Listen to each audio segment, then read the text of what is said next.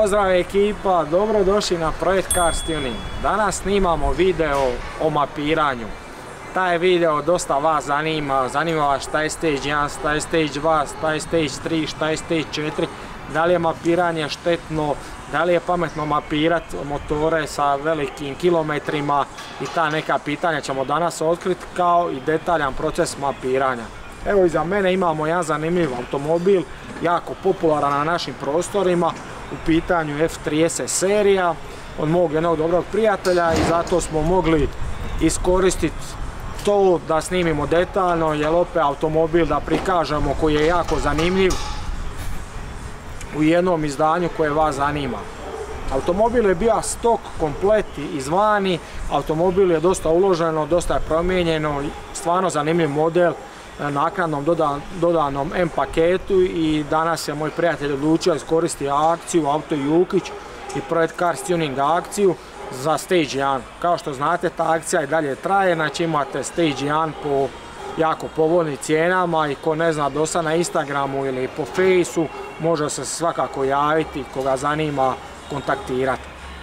Ovaj automobil zanimljiv jer je 318 dizel, on ima tvornički nekih 143 konja, 145, a dobitak je oko 190 konja na Stage 1, to je stvarno jako zanimljivo, i naravno uspjeli smo izmjeriti prije ubrzanja dok je bio stok, i sad ćemo izmjeriti također naknadno ubrzanja naknadno ćemo ubrzanja izmjeriti sa Stage 1, tako da točno vidite brojke šta smo dobili na automobilu i šta ne. Kompjuter smo izvadili tako da se mapa očituje, i onda ćete vidjeti proces kako to izgleda.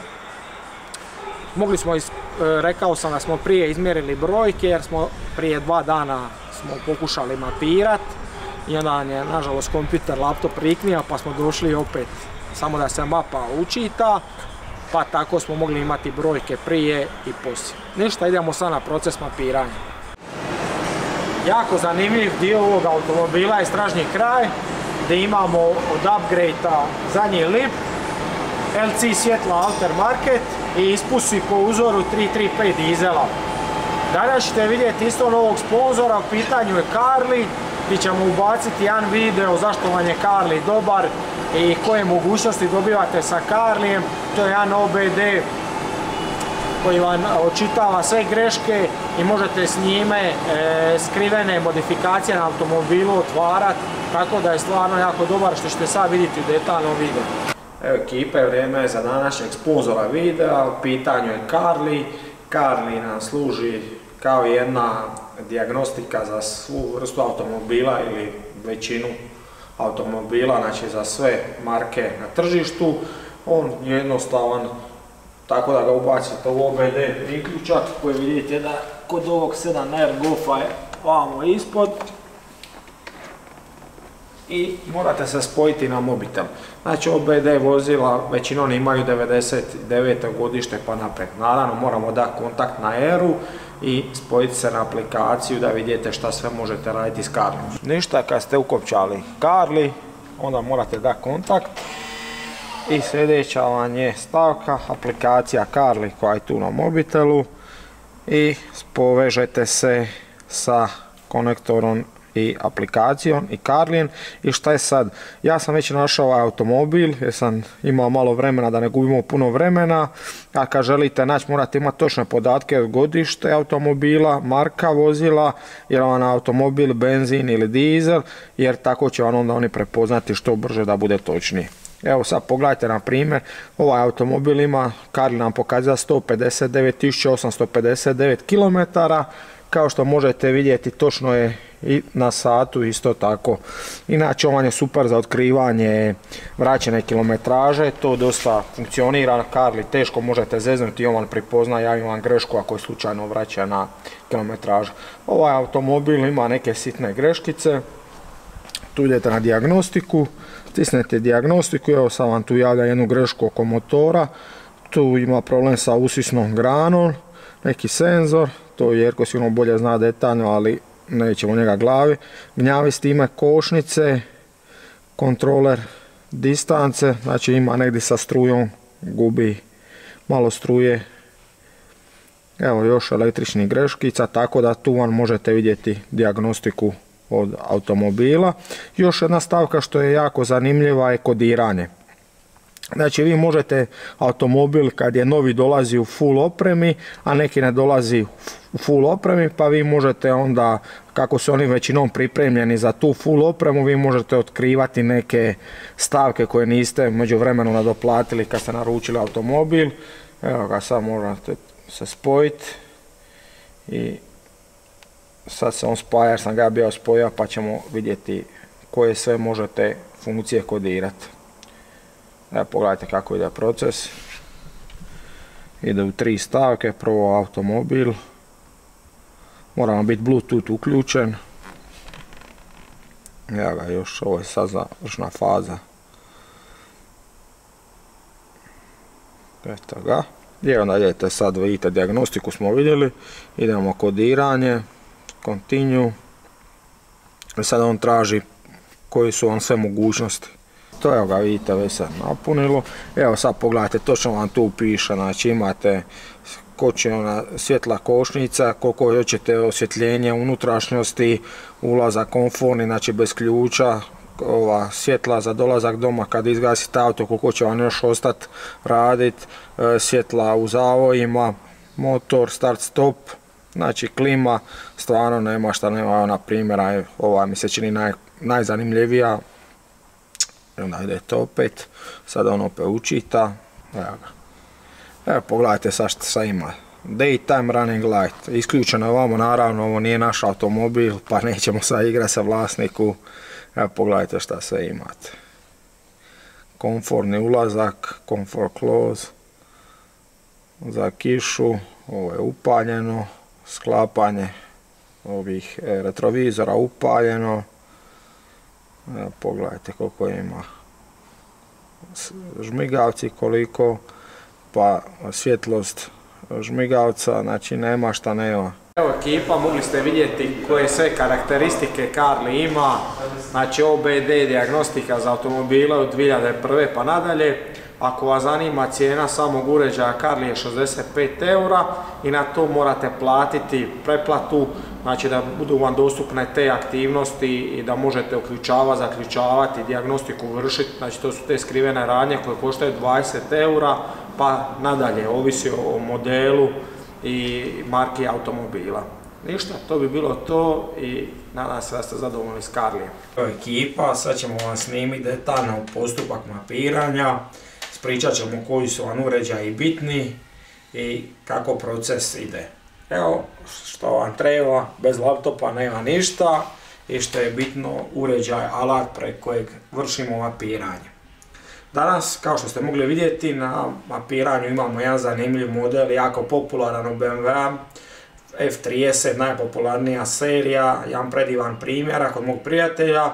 I tu je motor 318 dizel, 145 konja i on ide na nekih 190 konja. Znači on je jako popularan jer je kod 320 dizel kad ga, ili 2.0 dizel, kad ga tunirate dobijete konja, znači 1.8, 2.0 nije vam sve isto, jer u konačnici dobijete konja jednako.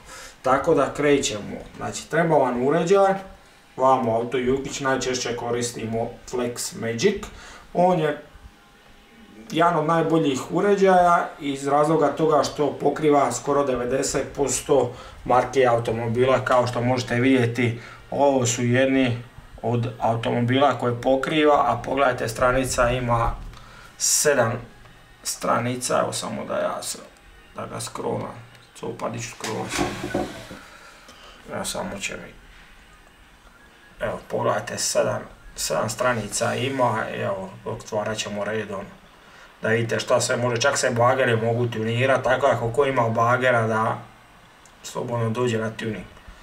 Evo pogledajte, Lancia, evo Lamborghini, KTM, Kia, Komatsu, Kubota, Maserati, znači nema čega nema, pogledajte.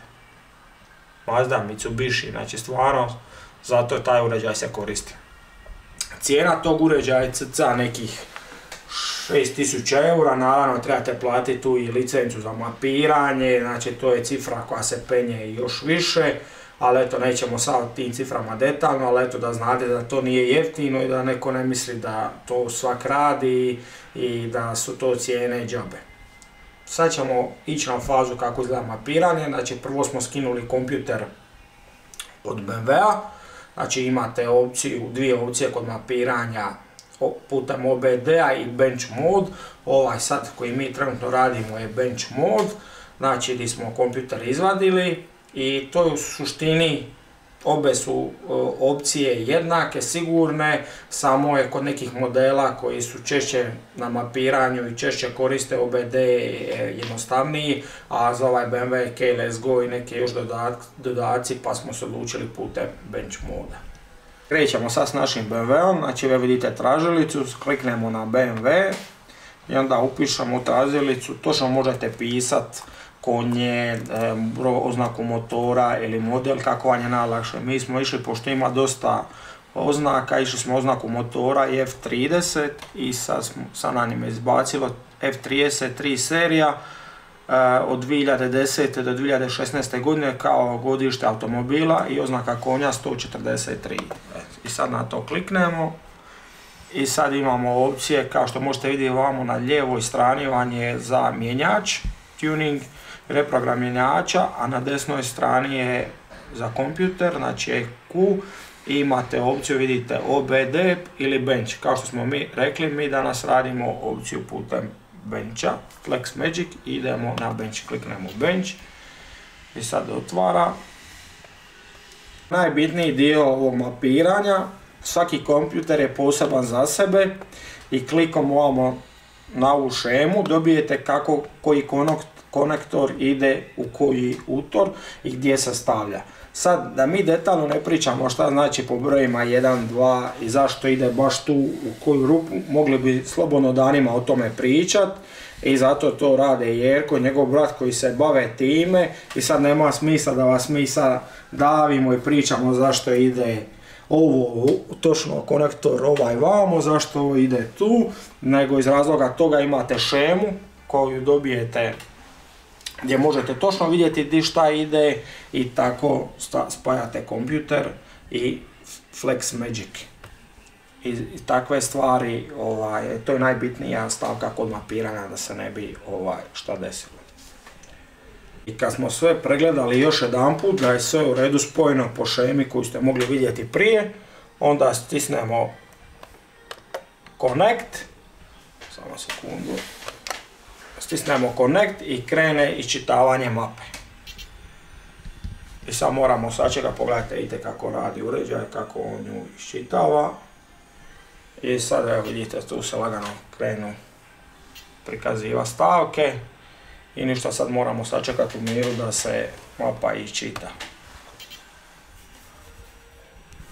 Evo sad dok se podaci obrađuju, čekamo znači novi file, znači opet nam treba novi alat, novi uređaj, gdje se to sve reprogramira, znači dobivamo novu mapu, gdje se radi tuning i nakon toga svega ubacivamo file novi u kompjuter i vidit ćemo rezultate koje smo dobili, razliku u ubrzanjima na stock i na stage 1.